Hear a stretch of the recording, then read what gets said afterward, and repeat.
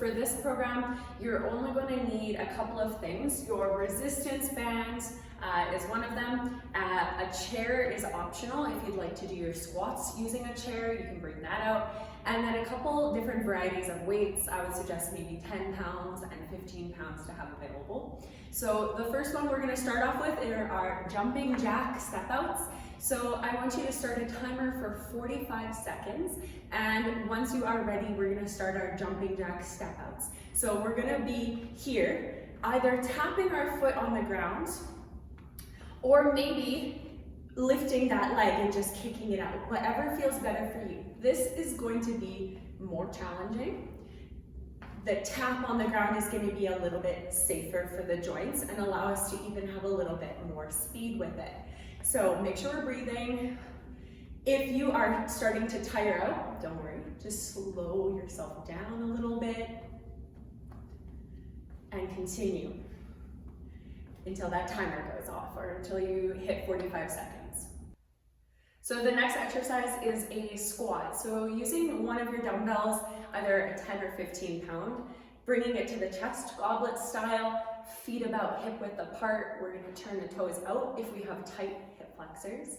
And then from here, hinge at your hips, squat down, lowering the glutes, and then drive the heels down, stand up and squeeze the glutes tight at the top.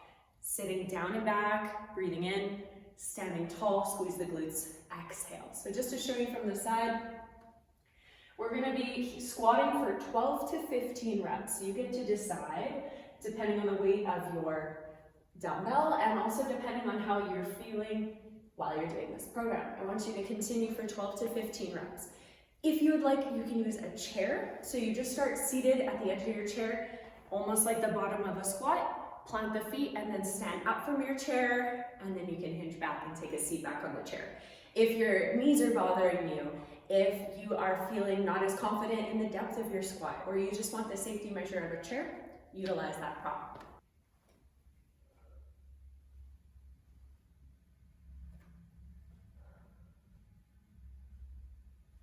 For our next exercise, we're going to be coming into a bent over row, utilizing 2 dumbbells for this exercise.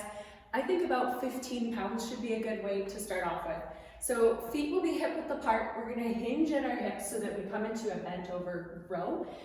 Pack the shoulders back, engage your core muscles to protect your low back. And then from here, pull your elbows back.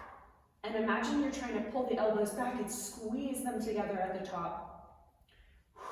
Using that exhale as we row. Squeezing at the top. Make sure we're not going too fast here as we do these rows.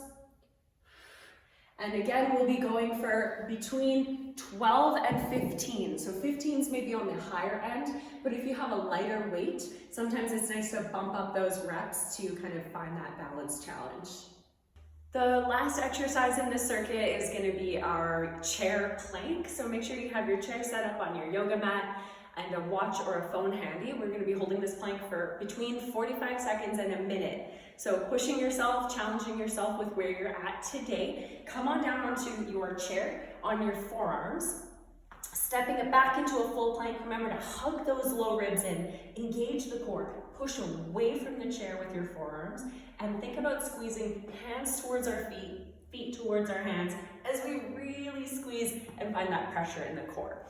I would like for you to complete 2 to 3 rounds of this circuit, and then you can pause your video, start it again so you remember which exercises we're going to be doing. I will have them sent to you in an email as well. And then you can go ahead and take your cool down once you're finished.